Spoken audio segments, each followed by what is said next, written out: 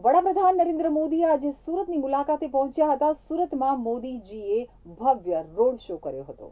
વડાપ્રધાન નરેન્દ્ર મોદી આજે 7મી માર્ચે શુક્રવારે બપોરના 1:30 વાગે સુરતના એરપોર્ટ ખાતે પહોંચ્યા હતા। સેલવાસા જવા રવાના થયા હતા। ત્યારબાદમાં પીએમ મોદી હેલિકોપ્ટર મારફતે પર્વત પાટિયા હેલિપેડ ઉપર પહોંચ્યા હતા। જ્યારે સાંજે પર્વત પાટિયાથી નીલગિરી ગ્રાઉન્ડ સુધી રોડ શો કર્યા બાદ લિંબાયતના નીલગિરી ગ્રાઉન્ડમાં સભાને સંબોધિત કરી હતી। આ રોડ શો અને સભામાં મોટી સંખ્યામાં જનમેદની ઉમટી પડી હતી।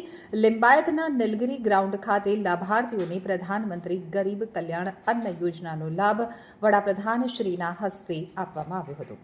તો સભા પૂર્ણ થયા બાદ વડાપ્રધાન નરેન્દ્રભાઈ મોદી સર્કિટ હાઉસ માટે રવાના થયા હતા, જ્યાં તેમણે રાત્રે રોકાણ કરશે અને બીજા દિવસે એટલે કે 8મી માર્ચે સુરત એરપોર્ટથી નવસારીના કાર્યક્રમમાં જવા માટે રવાના થશે।